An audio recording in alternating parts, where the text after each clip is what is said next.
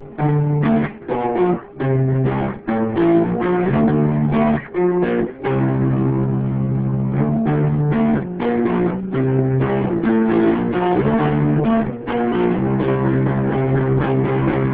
and welcome to the All About X-Men Comics podcast. We've got recaps, review, and previews of all the ongoing X-Men titles. I'm host Scorpio Moon, a former lapsed fan returned to the fold, and hosting with me is... Johnny Alpha, on and off fan. I always read at least one X title, but, sometimes they suck, sometimes they're great, so, yeah. Alright, so diving into this past week, the Battle of the Atom event has finally started. We've got X-Men from past, present, and future all in one timeline, and hopefully not doing more damage than good. Book number 1 is Battle of the Atom number 1, a Bendis book, which starts with an apology. We have Illyana wanting to take a peek at the future to see where things are going. Given the fact that Beast pulled 5 people out of the past and kept them in the present, this hardly seems like a huge offense. Hell, it should probably be a standard practice, like 5 o'clock Tuesday, like time to check the time stream. Look at the future and see how shit's going. Yeah, for real. I mean, yeah, that's the way they're going with this right now. Like you said last week, they're always talking about, ooh, we screwed up the time parallax and stuff, that's going to cause a rift, but we never see it happen yet. And, it seems like it's finally hitting with this book, especially with the future X-Men showing up. Really interesting stuff. Of course, what she sees is not good. You've got Sentinels, and, of course, the whole future, pan-out scene includes dude on a jetpack, because you have to have a jetpack to let people know that it's the future. Yeah, I mean, otherwise, it could just be Tuesday, like you said.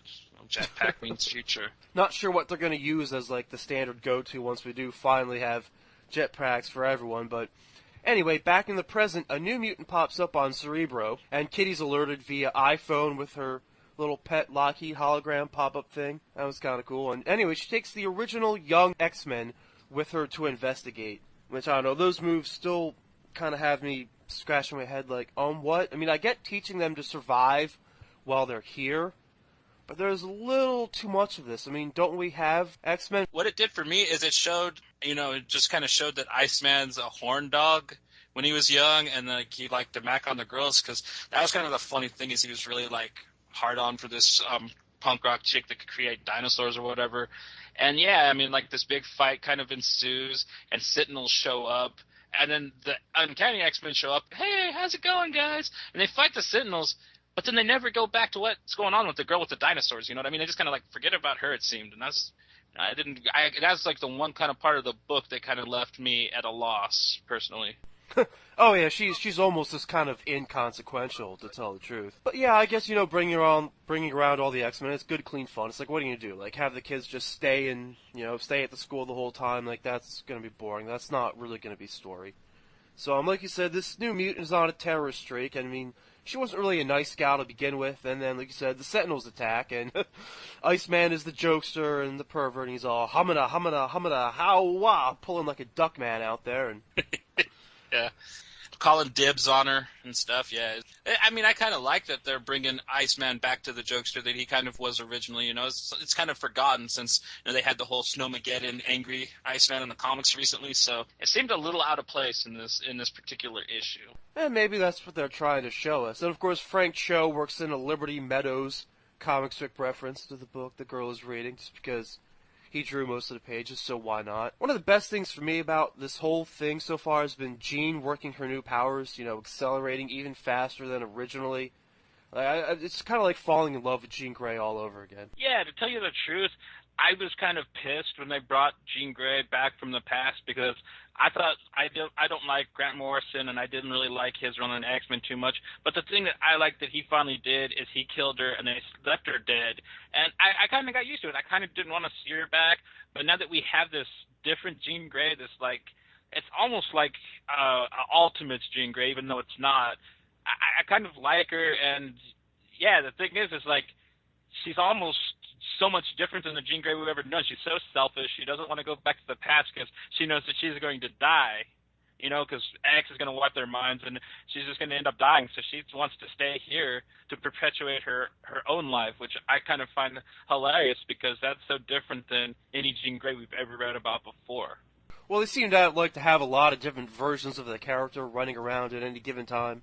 So maybe this is kind of another example of that. I love how they keep working in that quote, the old line, "To me, my X-Men." I think everyone's had a chance to say it at, like, some point over the past few months especially. Yeah. So what did you think about the future X-Men? I really like the Ice Hulk or whatever they're going to call him. I thought that was really cool. They're just like the huge, dumb, barbaric Iceman. I thought he was pretty neat looking. I guess going feral is kind of a mutant rite of passage now anymore, too. I mean, you had Wolverine go through it a while back, and then Brew just went through it, and now they've got, like, a feral version of Iceman. I mean, for his sake, I hope he doesn't end up, like, on a leash, being led around like a dog. Especially if it's Deadpool having to lead him around, because, like, it's good to see that no matter how screwed up the future gets, Wade is always going to be Wade, and that was, like, the cool thing about this book. And another great thing is I love seeing Molly from Runaways as a grown-up.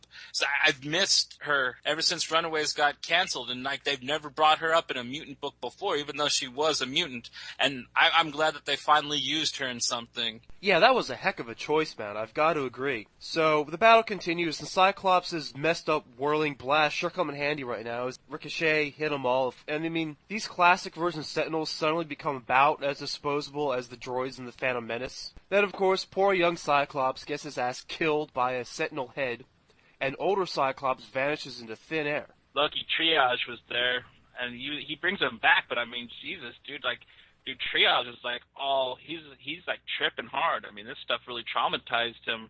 And I don't get it. He should be happy that he was able to bring Scott back from the dead, but I mean. Well, I think that kind of worked as an emotional moment. I mean, did Christopher heal him at the last minute, or did he bring him back from the dead? I mean, for someone who just discovered their powers, that is a really big head trip, and I'm glad to see that. It's not just something that they put out there, like they put it out there and then they want to revisit it, and that's going to be an issue for this character. And I mean, this just gives us, like, real-time consequences here. So up until this point, you can almost kind of wonder if you've got X-Men from a different Earth or a different timeline or, Earth, whatever numbers you want to put after it or something like that. But this is one of our first real pieces of concrete proof that it's like, these are the X-Men from our timeline and that their actions here are going to have consequences. And that's kind of one of those things that, I don't know, fridge logic kind of gets you. Like, you wonder if the X-Men are here doing this, then would it, the future versions of themselves, automatically kind of have these memories of doing that, downloaded into their heads? Or is it just because we're going with the assumption that Xavier is going to wipe their memories in the past when they come back? You get how this shit just kind of, turns your brain into spaghetti? Yeah, it is a little bit kind of poorly written because, like you said, I don't know if poorly written is the right word. I'm pretty sure it's all going to come out in the wash. I think that is kind of what they're alluding to, that no matter what, they're going to end up being wiped eventually. It's the only thing I can see. And like you said, them seeing each other like this, it should change and evolve Cyclops right then and there. Past Cyclops is actually judgmental and decides to change his life so he doesn't kill X and all that. It should... by all, theories and logic and other stuff that has come before, it should be refixing itself. Just, I don't know what the end game is here. Brian Bendis has something going on, and I hope that it's as prolific as he's pretending it's trying to be, because he's disappointed me in the past, and these series have been really good so far. So I really hope he doesn't disappoint me in the future like he has before. Putting a lot on the line with him this time. Indeed. Moving along with the recap, so Wolverine basically says enough is a freaking enough, his whole staff backs him, they're like, alright, so he's done with it, but all of a sudden, boom, all these crazy-ass X-Men appear through the time portal. I mean, I loved the Time Cube entrance, I thought it was great, actually, I was so into the book, I totally forgot the whole point was to launch this event. So all of a sudden you see those boots come stomping through and I'm like, oh shit. Yeah, for real. And then I don't know, I really like the new character design. I like the beast with the ram horns and just the giant hulking Iceman, the crazy Deadpool with, I don't know, he kind of looks like a He-Man villain. He's got the two straight swords and the hood on. And then you got somebody that looks like Zorn there. And Kitty Pryde and Molly from the Runaways. And you're just like, this is going to be pretty badass. And I agree. I mean, the kind of little picadillos I have with this issue kind of went out the window as soon as I saw that. Yeah, that is quite a freaking scene. Yeah, you want to go over the cast. We've got Molly Hayes from Runaways, a crazy, even more mutated beast, a feral Iceman, a much older Kitty Pryde, Charles Xavier's grandson, Deadpool without a mask, and then, dun dun dun dun, the big reveal. It's Jean Grey in the female Exoran costume. Alright, so for Battle of the Atom #1, do you want to go thumbs up or thumbs down? Thumbs way up, man. Like I have, after reading this, I have no problems believing that this entire event is just going to be awesome. Yeah, thumbs up for me too. I'm definitely going to go buy it. This is actually probably a really good jumping on point for any X-Men fan who's been away for a while. But more than anything else, this was really just a beautiful comic from start to finish. Alright, moving right along, All New X-Men #16 is Book 2 in the Battle of the Atom event. Honestly, it felt like a lot less happened here. I mean, it's still good stuff. I mean, it's going to be easier to summarize anyway. Future X-Men basically show up to say that you have to send the original X-Men back today. This is another one of those times where I'm going to kind of nitpick at the plot a little bit. Future X-Men show up to say you've got to send the original X-Men back. But, weren't they just about to? Yeah, that was like the whole thing. But then again, it really was odd timing that they were having this argument again, right when these assholes show up, you know? It almost makes me kind of question their motives, but that's a really weird thing about what's going on right here, because you don't know kind of who's full of shit, because it seems that Jean Grey kind of is being selfish for the first time we've ever seen her. I mean, she wasn't even like this in Age of Apocalypse, but this Jean Grey doesn't want to go back to a timeline with the doomed fate. Kind of really interesting, and I don't know what's going on, because like you said, the female Zorn takes her mask off and it's Jean Grey, so I mean, like, does she come back to life? I mean, who really cares? But I mean, that's what's going on here, right? Yeah, no, I agree. This whole idea of, like, I kind of question their motives just as much as Jean Grey is. So it's like, you know, we've got this confusion. It's like, weren't they just about to send them back? Like, your actions are not helping your cause whatsoever by interrupting that. In fact, isn't showing up and scaring off Jean what prevents them from sending them? Well, and they foreshadowed this thing rather eerily in the Uncanny X-Men issue that we had last week, with something trying to call them out, something to try to dishearten them. Ultimately, something sent that advanced Sentinel after Scott and the new Uncanny X-Men, and I think it's whatever sent these so-called future X-Men, to tell you the truth, is what I think is going on. I don't know. I don't really think that there are future X-Men, to tell you the truth, at this point. You know, it's kind of how I'm going. You know what I mean? They wouldn't have Jean Grey act this stupid for no reason in a comic. They never have before, so. Yeah, man, I totally agree. It's like, I don't trust them. I don't trust the whole situation. I mean, it would make sense that those things should mesh too. Like, you know, this storyline and that storyline. I mean, like, Battle of the Atom doesn't have to exist in a bubble. Like, it can be related to, like, the Sentinel, for example. Well, the thing that I'm really going off of is, it said at the end of that issue, it had that dude standing over the what was left of that Sentinel from Uncanny X-Men, and it said, to be continued in Battle of the Atoms. So whoever that character was is going to be showing up and be doing something in this story arc. So at least that's what I was led to believe at the end of that issue, going off of with the not trusting these future X-Men. Yeah, absolutely. Yeah, what they're doing just doesn't make sense at all. I mean, shouldn't future Xavier's grandson know that blocking off his thoughts from young Jean Grey is going to scare her away? I mean, shouldn't he have anticipated that and then not done it? Because once again, that's totally counterproductive to his whole goal of sending her back, so they say.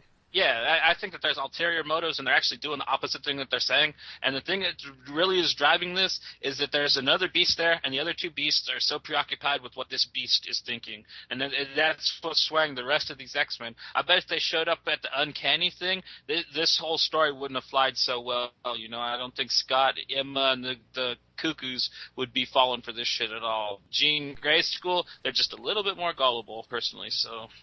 Yeah, I definitely like seeing this play out. And, you know, another fun thing about that issue was how they kind of did the whole thing where you go through a sequence of events, and then you go through it again, but from someone else's point of view.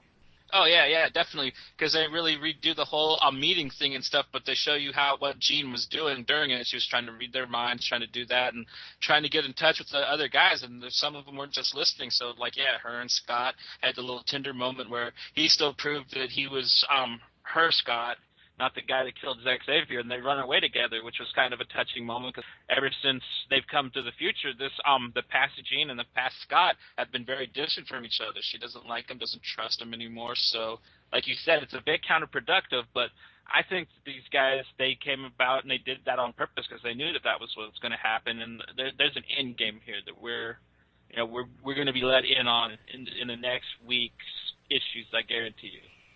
Yeah, if I was going to take one early guess at it, I'd almost willing to say that it sounds like they're trying to preserve their future, not alter it. I mean, maybe it feeds into that whole idea of having the Jean Grey who doesn't want to die. Yeah, maybe she becomes the Jean Grey that's the Zorn. There's just too many things to guess on. I really like that they haven't let the cat out of the bag really early like they do sometimes with these events. I like that there's a mystery here, and we're guessing on it. That's what makes this a great start to a great event. All right, that takes care of Battle of the Atom books for the week. So all new X-Men 16, thumbs up or thumbs down? I give it a thumbs up just because it does what All New X-Men always does. It really lays the groundwork for what's going to be happening with Uncanny X-Men in a week or two. And it's, it got all the talking out of the way. It got all the kind of the pseudo explanations out of the way. So I give it a thumbs up. If you want to know what's going on with this completely at this point, you got to read All New X-Men. Thumbs up. Buy it. I'm going to go thumbs up too. I'm going to say get it. It was a lot of talking, but it laid down some serious story, and it was totally worth it. And that does wrap up Battle of the Atom books for the week, but we still have Legacy number 16, where Legion wants revenge on Cyclops, which is straightforward enough. Cyclops, more or less, has killed Professor Xavier, Legion's father. Legion wants revenge. Legion being on a mission to kill someone is obviously nothing new for him. That's pretty much where we first met him when he wanted to kill Magneto, wasn't it? Exactly. Now, this is more or less the first book, or the first issue from this series that I've read. And, as someone who's jumping back into it, I'm going to say if you're looking to jump back into X books and you're debating Legacy 16, probably not a bad start just because this has so many other familiar X characters in it. And it really is kind of like the most X-Men this series has ever been. It really has been like off on its own for so long. It's kind of cool that they're tying it in with Uncanny, with having him come after Psych at this time, and like just him taking apart his new team in this issue was almost tragic, but kind of funny, just with his rude British commentary. I mean, he's a character, so I had a lot of fun with this issue. I mean, this whole book was basically just a big superhero battle between Cyclops' uncanny Brotherhood of X-Men and then Legion and Blindfold. For real.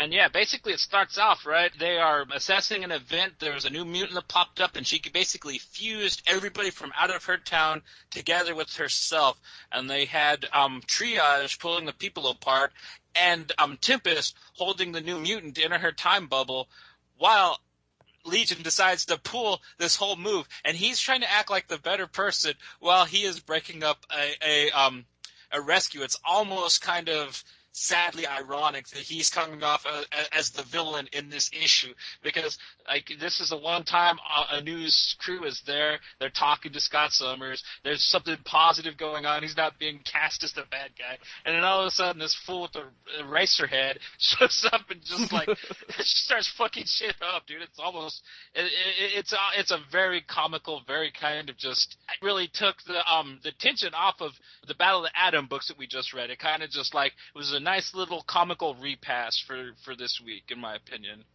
Yeah, I think this is your tension-breaking book too. I mean, and this book just has attitude, man. Like you get like random blocks of text, like "wear the grudge like a crown," just boom, like like blocked into your artwork.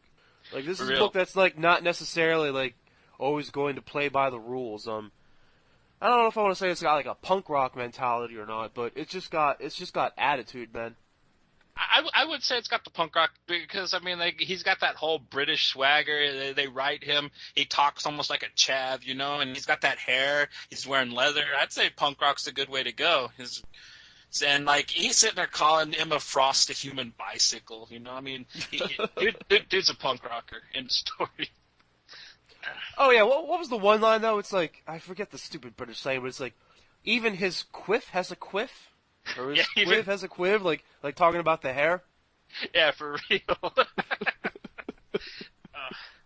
But yeah, it's pretty funny. I mean, he just shows up and like it was kind of. I thought it was a little mean because he really took apart the young ones rather hastily and kind of mean, like especially when he did the gold balls and stuff like that. That dude's a goober. He doesn't even know how to use his power, and he kind of just like bam, put him in a coma really quick and shit. Like especially, I mean, the thing is like they were in the middle of a rescue, so how is this even going to play out in his favor in anybody's mind besides his own, which is like a million different people. So I guess it's okay, but. Dude's a trip. The book's a trip. I had a lot of fun with it though, man. And I like that. Finally, that Blindfold was able to take down the Cuckoos. That was kind of a nice little twist to it as well. With Legion's help, but that was kind of cool. Yeah, I liked Blindfold a lot of this too, and I'm not sure about that line at the end. The whole "come at me, bro." Oh, it was just playing off of internet memes, man. That was in there just for a joke for Facebookers, basically. I mean, because I always see people put up pictures of comic book characters ready to fight, and they always have that text to it. So I think that's all that was playing up to. The "come at me, bro." Yeah, it just felt dangerously reminiscent of the movies, and I'm the Juggernaut, bitch. For real. Well, I mean, if it was just that line, then, man, because this book. The way that this book has been since it started, I mean, they really are just trying to really get some of those Vertigo comic fans over here, the people that like to read Fables and Sandman and Why the Last Man and stuff like that. Very intelligent, very quiffy, very, intellectual style, but at the same time, you're still getting a nice sci-fi and action-packed story. That's what this is really trying to catch, and like even with this issue, you're still getting that a bit, even though you are really getting an injection of, the regular X-Men type of thing with having him show up and wanting to take down Scott. And he takes down Magneto pretty hardcore too, which was kind of funny in the book. So. Ooh, yeah, as kind of a side note, that's always an interesting, just because he kind of uses gravity against Magneto. Yeah, Magneto's acting all tough, like, even your dad was impressed because I could control physics, and he's like, yeah, well, one thing my dad didn't know, it didn't have power over his gravity, and yanks his helmet off, and you're just like, damn, fool, you just got played. And then, he shuts Magic down. Magic's sitting there, and she's like, oh, you think you can use your psychicness on me? I rule hell and stuff like that. Your eyes flickering. You think you're going to scare me? And he's like, yeah, I'm not being psychic right now. And he just shuts her down, dude. She falls to the ground. Her flames are gone. She's got a little fucking King Arthur sword instead of that big crazy Final Fantasy sword she's usually running around with. I mean, he wrecked these people pretty good. I think it's kind of crazy that Sykes still thinks that he can take him on. I mean, I can't wait till the next issue. And the cover for that is just hilarious. Did you see the cover? Legion's just all sitting there all Rocky style, getting the water all like in a boxing ring. Just makes me really want the next issue right now. Yeah, it really feeds into that whole thing that I kept talking about, the attitude of this book. And yeah, it does basically end with Cyclops agreeing to fight Legion mano a mano, fisticuffs. Great cliffhanger for this issue, and I mean, I'm going to go thumbs up. This book was a blast. I'm definitely going to say buy it. Hell yeah. I couldn't agree more. So yeah, totally. I mean, I love this series since the get-go, so get it. Alright, so on a more somber note now, we have the last issue of X-Factor, 262. Jamie Madrox comes back from being a demon just in the nick of time to save his wife and decline an offer to help them reassemble the scattered pieces of X-Factor, opting instead to take care of their new baby. This issue, I mean, it's definitely a very short feeling one. The whole thing is really more of an epilogue than anything else. You can really feel how it's like an After Effects book, which I mean is a testament to how well it was written. I think, but even from the beginning.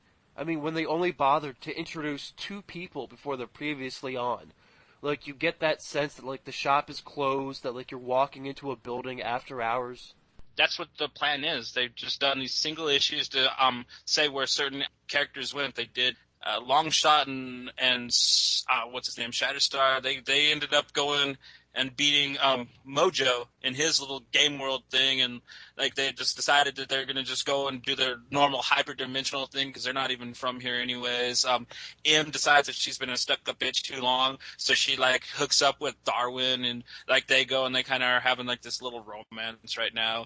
Strong Guy decides that he kind of likes it being the new ruler of hell, so he's going to give that a shot. And They really laid it on thick because you didn't know if Jamie was going to come back from this demonic form and how depressing they were actually going to end it. So I kind of like that Siren came back and as the god that since she's become one like 3 story arcs ago, and she really helped him out and kind of, you know, even offered to bring X Factor back together. And he's just like, well, dude, X Factor can do whatever it wants to, but, you know, I'm going to be a daddy. You know, we're going to make potatoes or whatever the hell we farm here, and we're going to give this a shot for a little while. And I don't know, it's kind of touching, you know. If you've read X Factor since this run started, Madrox has been through shit and shit upon shit. I mean, like, dude has been through, I don't know, almost the same kind of crap Wolverine's been through just on this run since Peter David's brought it back. So I mean, I feel bad for Jamie, and I think if he wants to take a knee for a while, good for him, man. You know what I mean? I just wish that, yeah, Layla Miller, out of all the chicks that he nailed during the run of X Factor, it's kind of the last one I would have picked. But then again, when she first showed up on the series, she was like 11, and then she came back as like a 20-something. So I think that that's kind of my stigma still, is that, like, dude, you knew her when she was a little girl. Now you're porking her. But whatever. Yeah, man. so you can play all the mumbo jumbo games with you were raised in another time or whatever, but like, yeah, there's still those first impressions that stick with you. For real. But yeah, it was sad. It was cool. It brought about the end of one of my favorite books. But I also like the feeling that, like, you know, he kind of said that, yeah, dude, X Factor is X Factor. It could come back. It could do whatever it wants to, but Madrox ain't going to be in it. And I kind of really liked that. It kind of left me with a good feeling. And then I read at the end of the book, you know, I kind of really liked how he put his 2 cents at the end of it. And, you know, if some young Turk wants to come take it on and do a good job with it, you know, he has Peter David's blessing. And that's cool. You know what I mean? That's the way it should be. You know what I mean?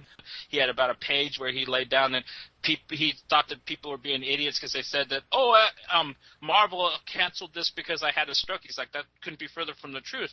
In the spirit of Marvel now, he's going to be going to other Marvel titles. He's writing other stuff. It's just X Factor's over. And that's the point of Marvel now. That's cool, you know what I mean? And, like, I'm really glad to hear that, like, his health problems aren't keeping him down, because he's definitely one of my favorite writers. Okay, so final issue of X Factor. Do you want to go thumbs up or thumbs down?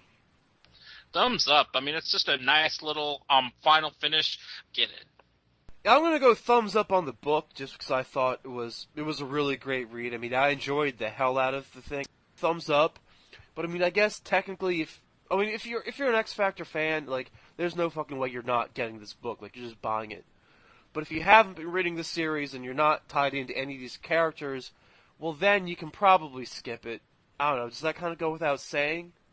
Yeah, I mean, definitely. If you haven't read it, you don't really know what Madrox has been going through. You don't even know why he's a demon, for crying out loud. So, I mean, it's just like, you're like, okay, why does this guy kind of look like a beetle, and why is he chained into the barn, you know? What's this blonde chick doing, you know?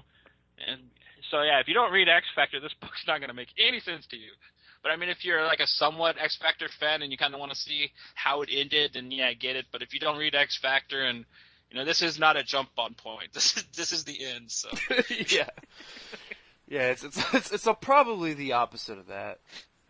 I mean, I don't know. I mean, then again, like, I mean, who knows? It's like, who knows, like, where your comic book world could take you. I mean, like, just imagine if someone randomly picked up this book and read it, and then for some reason, you know, like, decided they really liked, you know, like, Madrox, for example, then ended up, like, following him back and, like reading some back issues and going on this crazy comic book journey. I mean, you never know with this hobby.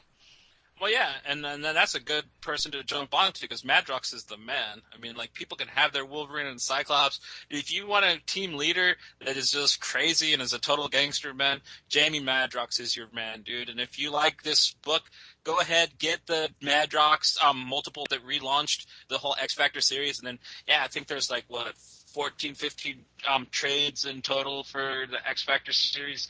They're wonderful reads. If you're an X fan, or not too big of an X fan, if you think their stuff's too big blown and there's too many team members and stuff, X Factor is the great place for you, because they're a small, tight-knit team. They never gave up on Xavier's dream. They never went to Utopia and hid like the other X-Men. Dude, they lived in Detroit, they lived in Mutant Town. I mean, they stayed out in the world, and they stayed people-mutant relations and stuff. And that's why, like, they are my favorite X team still. even though they're defunct, but whatever. Long live X Factor. Pow pow. Alright, and Pow Pow was said. Nicely done. So that covers all of the books for the past week. Now let's look ahead to the upcoming week. Why don't we take a quick peek at Astonishing X-Men number 67 first? You've got Wolverine and Gambit on a road trip with the Doctor Who alien from the issue that was, 2 weeks ago? This is running bi-weekly now? Yeah, we covered it last week, so Astonishing is going to be out next week. Yeah, bi-weekly now.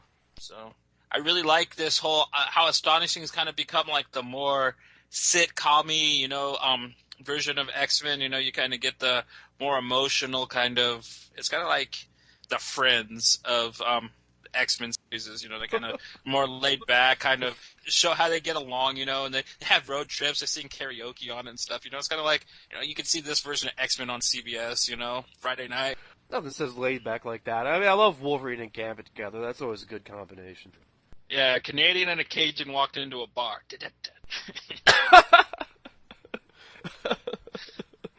I love it. We've also got Wolverine number 9 to look forward to.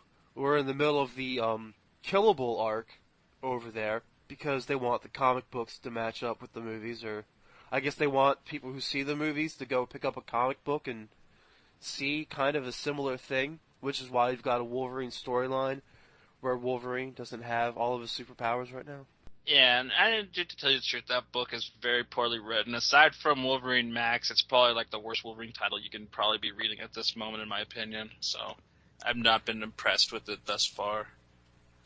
But it's Wolverine and Kitty Pryde sharing an adventure together with a villain that you probably haven't heard about in quite some time, so that could be something to look forward to. You've also got Uncanny X-Force number 11, which surprisingly is not going to be a Battle of the Atom tie-in. No.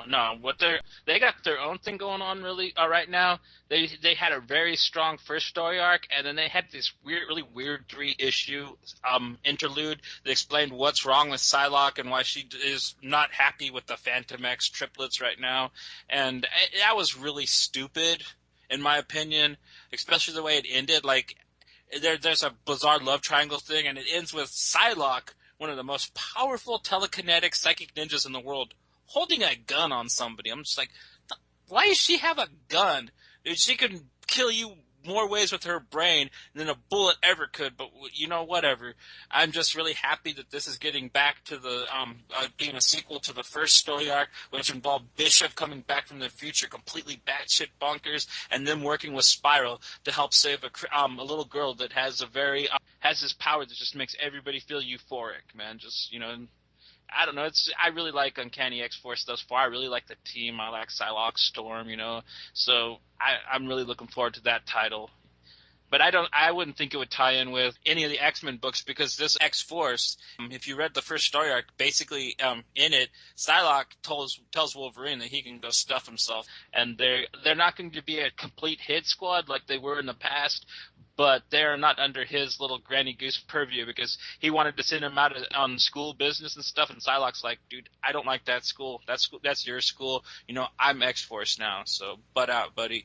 And that's basically why we're not going to have any kind of tie-in with that. But we will have most of the characters that are involved in Uncanny X-Force in the X-Men title, because Storm and Psylocke are both in that book as well. So they will be there, just not as X-Force characters.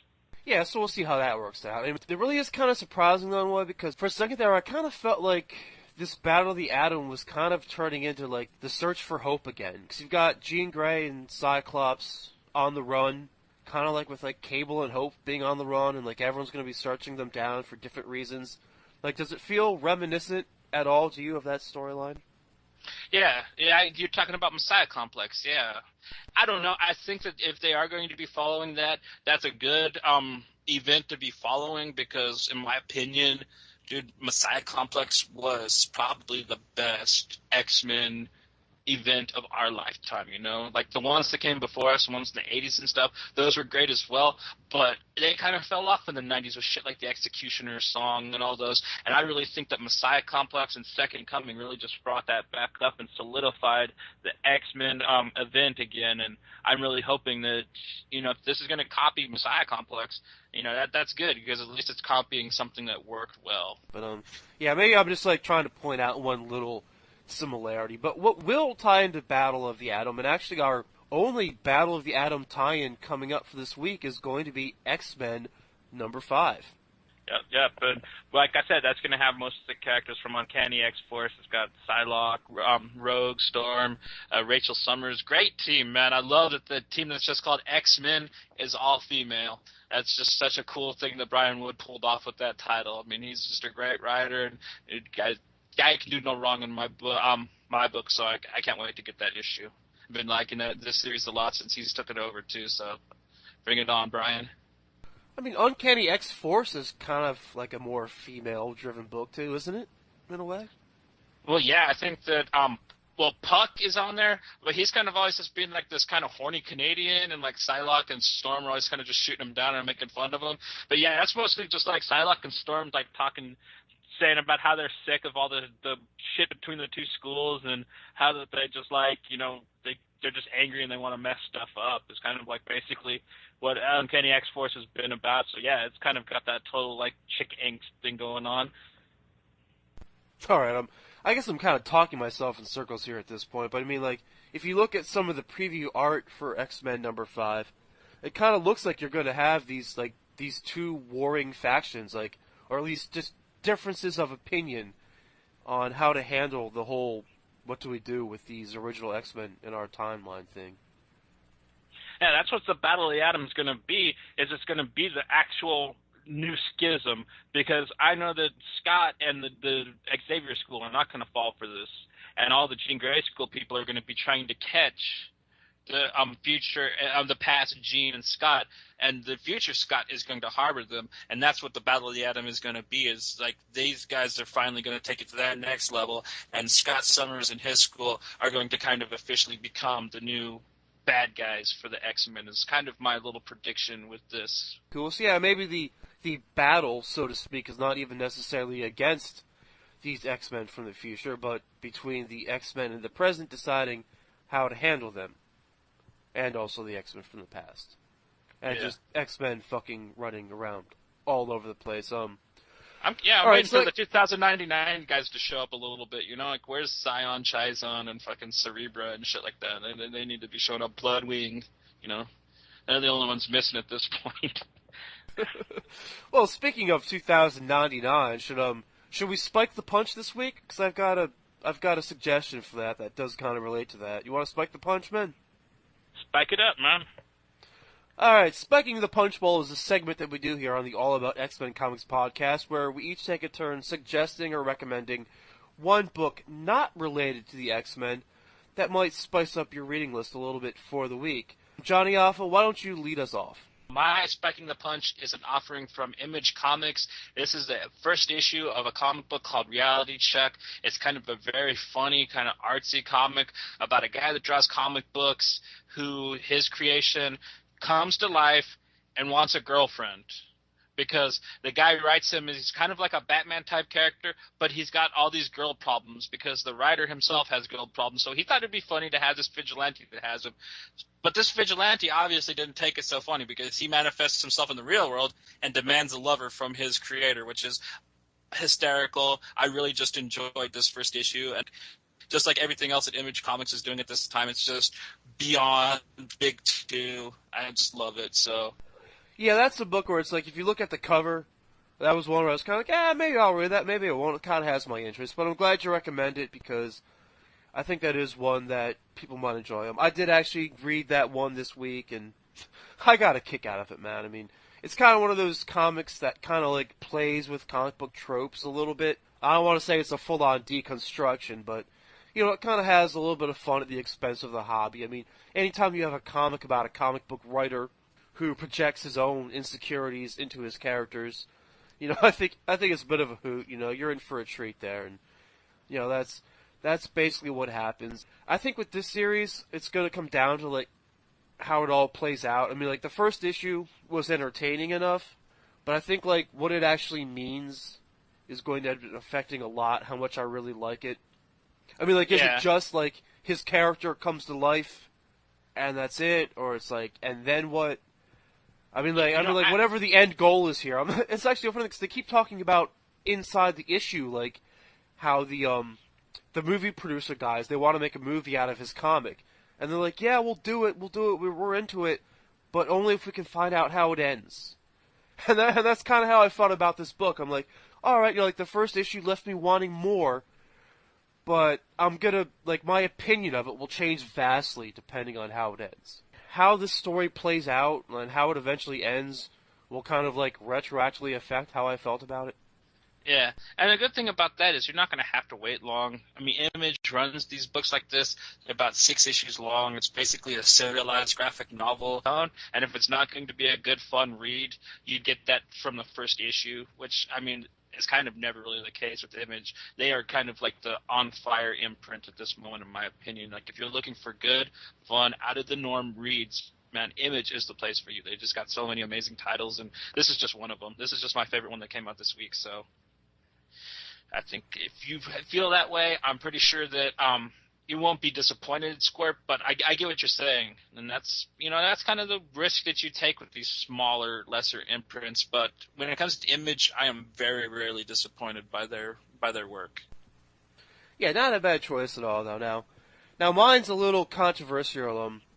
I want to spike the punch this week with Superior Spider-Man number 17, a book that all revolves around time travel. The main reason I want to recommend this more than anything else is just because if you haven't read any issues of Doc Ock's Spuddy yet, if you skipped the last issue of A+X, for example, I just think every comic book reader at one point in their comic book lives should have read at least one issue of Doc Ock's Spuddy, because just the way they play with, the villain in the hero's body trying to be a hero-ish kind of character is just a lot of fun in a temporary sense, and I mean, it's probably all going to reset when the new Amazing Spider-Man movie comes out, so I think it's just a really interesting experimental idea that you're not doing yourself any favors if you never read any issues of it. But it is a very controversial choice. A lot of people are not happy with this book or with writer Dan Slott. Johnny Alpha, do you want to give me some insight into that? Yeah, well, I mean, Dan Slott, I don't know, he's kind of just, he's got to have, like, some kind of dirt on Joe Quesada because, dude, in my opinion, he cannot write his way out of a sandbox. I think that there are people that write coloring books that are more talented than him. Like, this book, I have no problem with the whole idea of Doc Ock, Spider-Man. I really like the evil Cyclops, you know what I mean? So, I mean, that's not my thing. It's just that Dan Slott is an awful writer, and the way he came about bringing Doc Ock into Spider-Man's body, that was just so stolen from Smallville, and it was just done. Smallville even did it better, and I don't know, in my opinion, if you want to read something that makes the cartoons for Spider-Man look hardcore, then go ahead, read Dan Slott's atrocious, stupider Spider-Man. This issue was okay, just because Spider-Man 2099 was in it, but the only thing that I walked away with it thinking is like, well, great, Dan Slott can't ruin Spider-Man, regular Spider-Man enough and write him crappy enough. He's got to do Spidey 2099 now. Ruin Miguel too, so I mean, whatever. But I wouldn't say controversial. I mean, it's not like he's playing towards anything that's kind of fringe or upsetting or political. You know what I mean? It's more controversial just because he sucks and most people really don't like him. I guess it's like the only way I can actually see it as controversial. I think that's actually a good point. I mean, I guess it's not really controversial in any true sense. I mean, as far as like really pushing boundaries, it's just, I guess I use the word controversial because, fans are so 50-50 split on it, and it's got, like the fanboys up in arms, and it's got some of the most like violent, awful things being said on the internet. But I mean, as far as the actual writing or what's actually happening in it, like, it doesn't really live up to like any of the hype that you've probably heard. For real. I mean, it's cool. I get that people like Spider-Man. It's just, dude, he's being written by somebody horrible at this time. I mean, and that sucks. It happens to all of us. You know, it happens to anybody who's a fan of comic books. But there's no need to worry. I mean, like, if you really want to read a badass web-slinger comic, dude, Colin Bunn is writing Venom right now. Dude, the Flash Thompson Venom is such an amazing comic book. I mean, like, if you don't like the Doc Ock Spider-Man, then you should read the Hero Venom comic book. It'll make up for anything that upsets you about Dan Slott's horribleness in the story. Dude, Venom is the way to go if you like web slingers at this moment.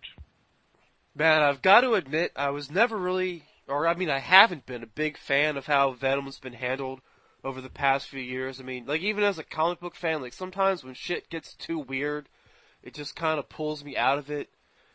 I mean, when Venom becomes, like, the anti-Venom or the Cure or whatever, and, like, you've got Scorpion as Venom, and then you've got Flash Thompson as Venom, it's kind of like, you know, like, what the fuck is going on here? Well, I felt the same way. I was a huge T-Bolts fan and stuff, and like when Ellis brought him in and they had the crazy Scorpion Venom, he was okay and stuff. But I really liked after the siege happened and the government took the Venom suit back from him and they started the initiative and they brought Flash Thompson in because he lost his legs in Afghanistan and they had him as the new Venom.